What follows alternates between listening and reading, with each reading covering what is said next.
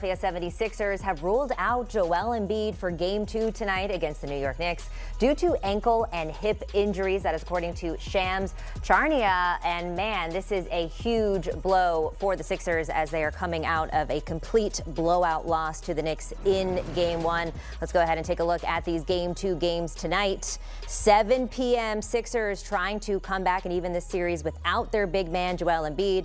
And of course, the Spurs taking on Minnesota at 9:30 p.m. Eastern. All right, well, who else to talk about this with than our girl Ashley Nicole Moss. And Ashley, obviously this is a huge blow for the 76ers. You think about the series that they had against Boston. Joel Embiid was such an important piece to those wins. But in Game 1, a team low of 14 points, 4 rebounds, only 1 assist. He was getting absolutely targeted in the pick and roll.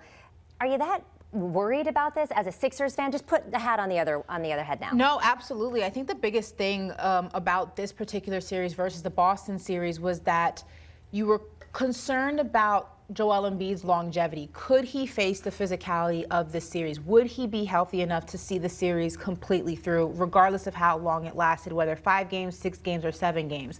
That was probably the biggest piece of the puzzle, the biggest question mark going into this matchup. Unlike the Boston series, where the physicality was really on the end of the 76ers, especially when Joel Embiid returned, because the 76ers had the defensive physical edge over the Boston Celtics. The Boston Celtics didn't have the same type of size that they had when they won the championship in 2024. A drastically different team. None of their bigs can compete with Joel Embiid, which is why the 76ers, outside of other things, came out on the winning end. When you look at the New York Knicks, though, that's a drastically different story. You have Mitchell Robinson, you have OG Anunoby, you have Karl Anthony Towns, you have guys who can throw their body at Joel Embiid and make it a lot harder for him to do what he does so well. The physicality of the series is drastically different. So that was always a concern, was could his body withstand the physicality so quickly removed from his surgery and the other ailments that have kind of plagued him throughout his career. We got to think of that Game 7 too. I mean, his knee took a beating in that one. Obviously, reports are suggesting fatigue could be a factor here. I'm sure it is. You got to think if you are the Sixers, you're like, all right, we got blown out in Game 1. We've got Game 2 in New York. It's tough. We'd rather rest our star, get him back into Philly, and then see if we can even that series out then. But the question becomes, who are they going to rely on at center now without their big guy? I mean, you're going to have to play a little. You're going to have to get a little bit creative, right? You do have Paul George available. He's a big guy. You may not have the true dominant force in Joel Embiid where, look, when Joel Embiid's on the floor, it makes their opponents have to work a lot harder. When he is playing, whether 80%, 90%, 100%, he's a very tough player to guard. He's a very tough player to stop. You're now going to have to figure out how to impose that same dominance without that dominant force. So, like I said, Paul George would be an interesting factor. You have Andre Drummond, who, is a big guy, is a physical guy, but no one can really replace Joel Embiid. So what you're going to have to do is what we've seen the 76ers do last season, or last series, and that is figure out a way to get everybody else involved. Tyrese Maxey's going to have a big game to step up in place of the absence of what Joel Embiid brings offensively. We've seen the 76ers do this before.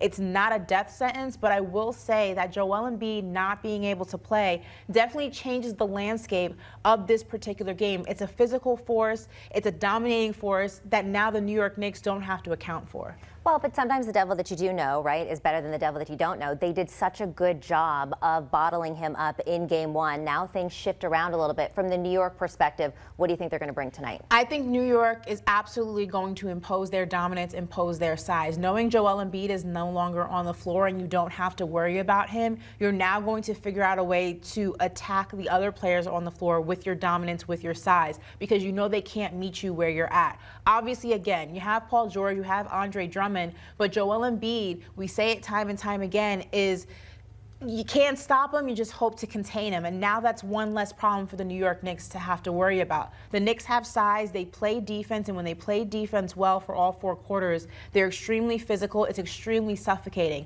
Now they have to only worry about how to attack the players that they probably have had, not probably, that they have had easier times attacking in the past than having to worry about the whirlwind force that is Joel Embiid.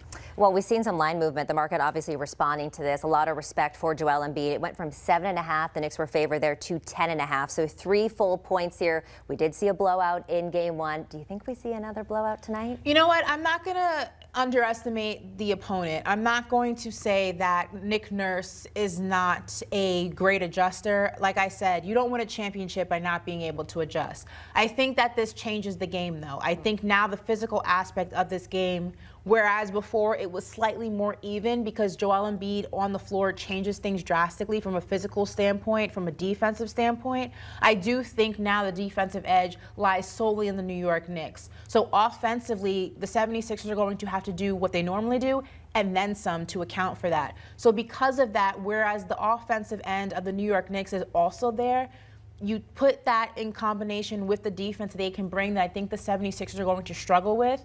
I think that it's not going to be a blowout, but I do think the New York Knicks come out on the winning end of this unless they completely just play a different brand of basketball than we saw in game 1. Well, what he doesn't have in health, he certainly makes up for in passion. He has been very passionate about trying to keep Knicks fans out of their arena. But if the Knicks go up 2-0 in this series, I think you're going to have a hard time getting Ashley's people out of that building.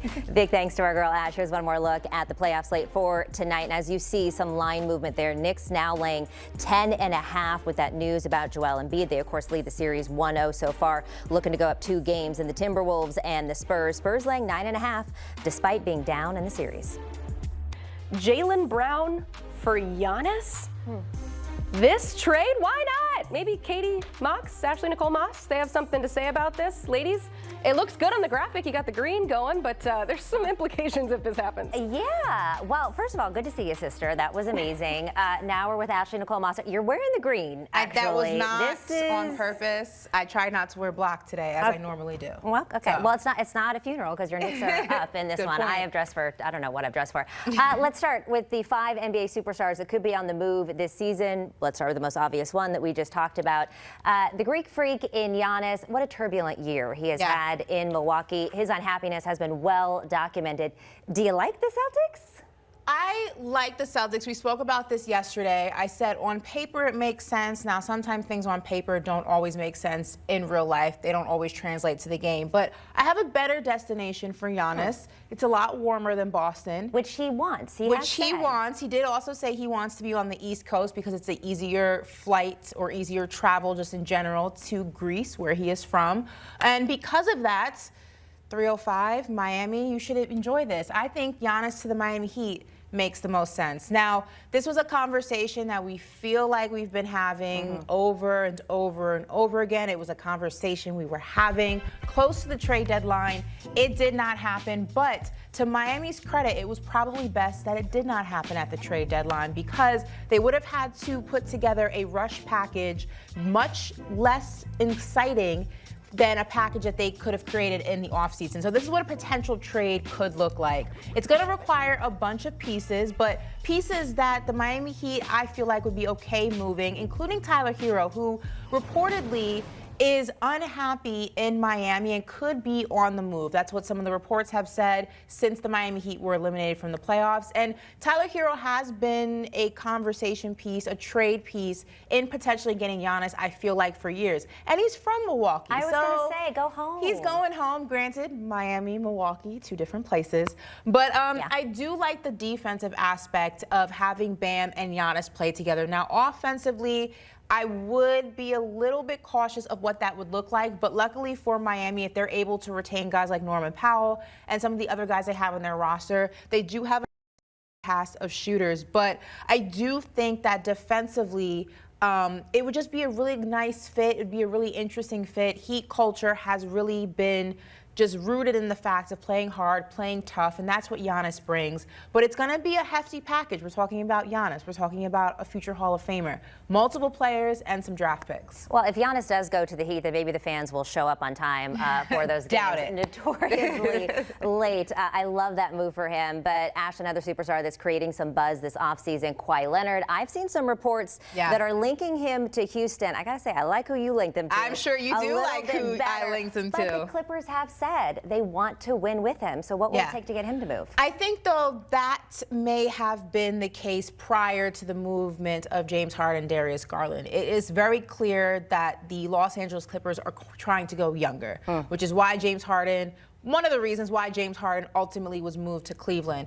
And if they're trying to go younger, although I think Kawhi is a great locker room piece, and what we saw in this postseason and the regular season is that he can still compete on both sides of the game. He is still an absolute dog. I think that the Golden State Warriors make the most sense, and here's why. Woo, woo. I know you like this. The Golden State Warriors make the most sense for me because, look, Jimmy Butler, Pods, you're going to LA. I hope you enjoy. Kawhi Leonard, the Golden State Warriors would get him in return. You got to think about it. Steph Curry, 38 years old. And at one point, the Warriors did allegedly come close to a deal in receiving Kawhi Leonard. It just fell through around the trade deadline. Like I said, Kawhi Leonard impacts both ends of the floor. And you're the Golden State Warriors. You need to try to do anything possible to win now. Steph Curry's not getting any younger.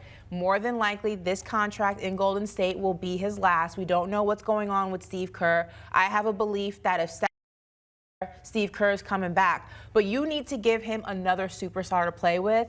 And what other superstar can you get in the West Coast that's available than Kawhi Leonard? Well, hopefully Kawhi Leonard can fit himself for the Robin cap or whatever, because unfortunately we can't break up Batman and Robin. But fine.